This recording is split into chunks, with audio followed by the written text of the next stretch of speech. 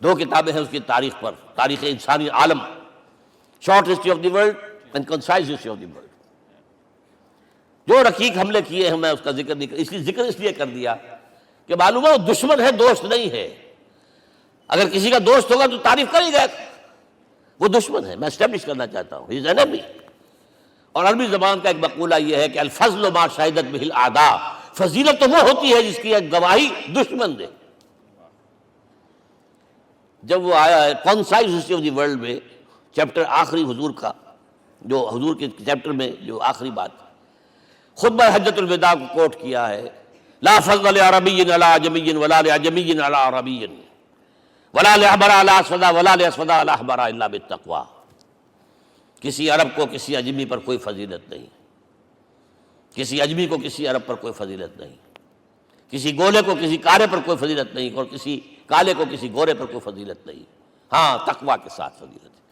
اب ذرا میرا ایک ایک لفظ نوٹ کیجئے، کیا لکھتا ہے اس پر؟ Although the sermons of human freedom, fraternity and equality were said before also, and we find a lot of these sermons in Jesus of Nazareth، مسیح ناصری حضرت عیسیٰ علیہ السلام کے ہاں بھی وعظ تو ہمیں بہت ملتے ہیں، but it must be accepted that it was Muhammad صلی اللہ علیہ وسلم who for the first time in history established a society based on these principles۔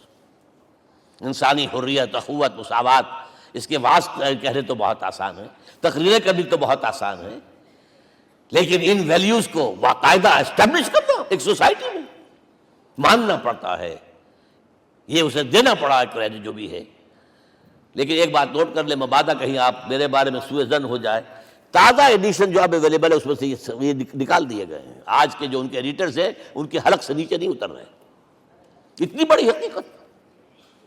آپ پنجاب لائبریری یا پبلک لائبریری سے جا کے پرانا ایڈیشن لیجئے، concise history of the world کے اندر آپ کو یہ الفاظ مل جائیں گے۔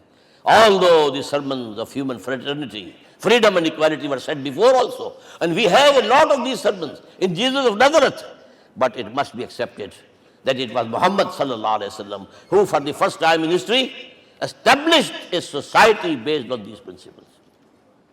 اب یہ جو مشن میں نے آپ کے سامنے رکھا، ایک بنیادی مشن قرآن کی تبلیغ کرو، تبلیغ کرو، تبلیغ کرو، تبلیغ کرو۔ یا ایھا رسول بلغ ما انزل الیک من ربک وان لم تفعل فما بلغت رسالتہ۔ نمبر دو، جو دین حق دیا اسے غالب کرو، قائم کرو، نافذ کرو، اس کی مثال پیش کرو دنیا کے سامنے۔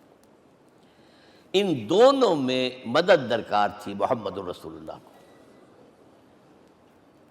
جیسے حضرت مسیح نے کہا تھا، وَإِذْ قَالَ عِيسَىٰ ابْنُ مَرْيَمَ لِلْحَوَارِيِّينَ مَنْ أَنصَارِي إِلَى اللَّهِ، کون ہے میرا مددگار اللہ کی راہ میں؟ جیسے کہ اللہ فرماتے ہیں سورہ حدید میں، بڑی پیاری آیت ہے، بڑی ریولوشنری آیت ہے، بلکہ میں لفظ استعمال، بڑی ننگی انقلابی آیت ہے قرآن مجید کی۔ اتنا صاف اللہ تعالیٰ ہی سچ بول سکتا ہے، کوئی اور تو ضرور کہیں نہ کہیں اس کے اوپر کوئی کپڑا ڈال کے بات کرے گا۔ آیت نمبر 25 آف سورۃ الحدید، لقد ارسلنا رسلنا بالبینات، ہم نے اپنے رسولوں کو بھیجا واضح نشانیوں کے ساتھ، معجزات کے ساتھ۔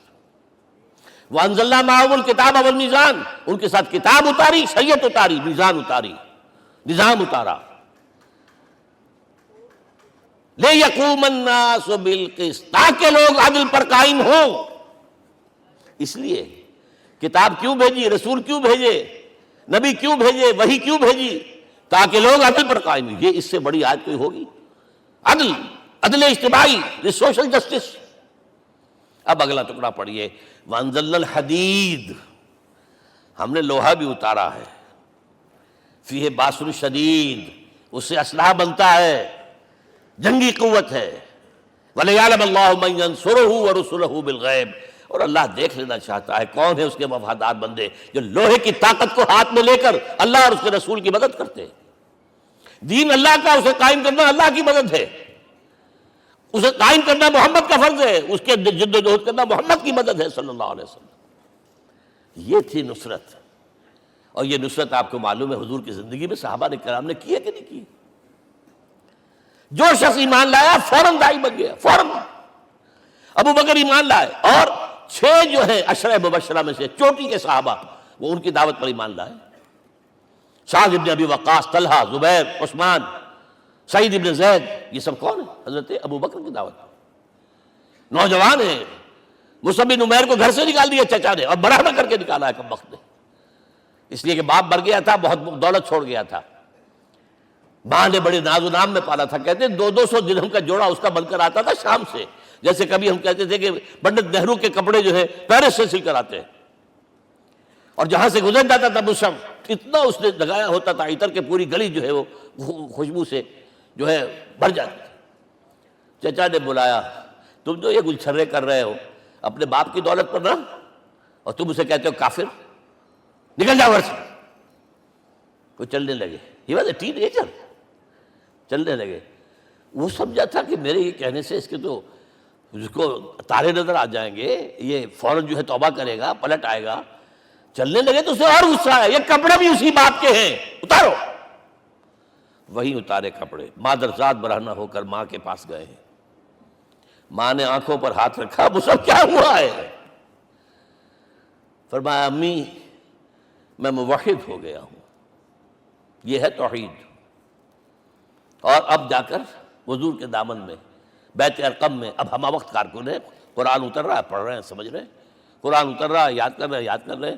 اور اس کے بعد جب کہا تھا مدینے والوں نے بیعت عقبہ اولیٰ پر کہ حضور ہمارے سے آپ کی ملاقات تو سال کے بعد ہی ہوگی، درمیان میں تو آپ کو معلوم ہے خونریزی ہے، کوئی قافلہ بچ کے نہیں آ سکتا، تو اب آپ ہمیں کوئی اپنا شاگرد دیجئے. مصعب بن عمیر کو حضور نے کہا جاؤ ان کے ساتھ. وہاں ان کا نام پڑ گیا المقری، پڑھانے والا، قرآن پڑھانے والا. 75 آدمی اگلے سال لے کر آ گیا ہے، اور اسی سے بیعت عقبہ ثانیہ ہوئی ہے اور ہجرت کا راستہ کھل گیا. اور اس کو ایک دفعہ حضور نے دیکھا، مسجد کے دروازے کے سامنے سے گزر رہا تھا مصعب. پھٹا ہوا کمبل تھا جس میں پہلے بیٹا ہوا تھا. حضور کی آنکھوں میں آنسو آ گئے. غزوہ احد میں شہید ہوا کس طرح؟ علم بردار تھا. ایک ہاتھ پر وار پڑا ہے، کٹ کے گر گیا، ایک ہاتھ سے تھاما، دوسرے پر بھی گر گیا، دونوں جو بچے ہوئے حصے تھے اس سے تھاما. پھر جب ختم ہو گئے اس کے بعد جو ہے جب دفن کر رہے تھے تو حضور کے سامنے پرابلم لایا گیا. مصعب کے جسم پر تو کوئی کپڑا ہی نہیں تھا سوائے ایک چادر کے، ایک دھوتی. اللہ اللہ خیر اللہ. اور شہید کا کفن ہوتا ہے اس کا اپنا لباس. حضور وہ اتنا چھوٹی ہے وہ چادر کہ پاؤں ڈھانپتے ہیں تو سر کھل جاتا ہے، سر ڈھانپتے ہیں تو پاؤں کھل جاتے ہیں. فرمایا سر کو ڈھانپ دو کپڑے سے اور پیروں پر گھاس ڈال دو. That was the last dress which Mus'ab got. تو یہ لوگ جو تھے محمد رسول اللہ والذین معہ، یہ ساتھی حضور کے جنہوں نے حضور کے مشن میں آپ کا ساتھ دیا. اور ایک خاص مرحلے کا تو میں آپ کے سامنے ذکر ہی کر دوں، اس لیے کہ دین کی اقامت، دین کا غلبہ، اس میں تو جہاد اور قتال آئے گا لا محالہ. Nobody is going to allow you to change the system. اگر سسٹم بدلتا ہے تو اس کے ساتھ جو مفادات بدلتے ہیں وہ ختم ہو جاتے ہیں، جو پرولیجز ہیں وہ ختم ہو جاتے ہیں. لہذا جب غزوہ بدر کا مرحلہ آیا ہے، حضور نے مجلس شورا منعقد کی، اور آپ نے جو وہی سے آپ کو بتا دیا گیا تھا، دیکھو ایک قافلہ آ رہا ہے شمال سے، مال غنیمت سے لدا پھدا ہے، اور 50 صرف اس کے ساتھ محافظ ہیں. ایک لشکر آ رہا ہے جنوب سے، ریل کانٹے سے لیس، اور اللہ نے وعدہ کیا ہے کہ ایک پر ضرور تمہیں فتح دے گا، بتاؤ کدھر چلے. یہ اصل میں کسی بھی سپہ سالار کے لیے وقت ہوتا ہے کہ اپنے ساتھیوں کے مورال کا اندازہ کرے. کچھ ہوں گے ہم جیسے کمزور بھی، انہوں نے کہا کہ حضور پہلے قافلے کی طرف چلے، آسانی سے فتح بھی ہو جائے گی اور ہتھیار مل جائیں گے ہمیں. ہمارے پاس تو ہتھیار بھی نہیں ہے، گنتی کے لوگوں کے پاس تلواریں بھی نہیں سب کے پاس، تو 50 آدمیوں کے ہتھیار تو ملیں گے. پھر لشکر سے نپٹ لیں. اب حضور کہہ رہے ہیں اشیرونی اشیرونی اشیرونی. حضرت مقداد بن اسود کھڑے ہوتے ہیں، حضور ہمیں موسیٰ کے ساتھی نہ سمجھیے جنہوں نے کہہ دیا فَاذْهَبْ أَنْتَ وَرَبُّكَ فَقَاتِلَا إِنَّا هَاهُنَا قَاعِدُونَ. ہم موسیٰ کے ساتھی نہیں ہیں، ہم آپ کے جانثار ہیں. آپ جو آپ کی نیت ہے آپ بسم اللہ کیجیے، اب آپ کو کیا پتہ ہمارے ذریعے آپ کو اللہ تعالیٰ آنکھوں کی ٹھنڈک عطا فرمائے. حضور پھر فرمائے مجھے مشورہ دو، مجھے مشورہ دو.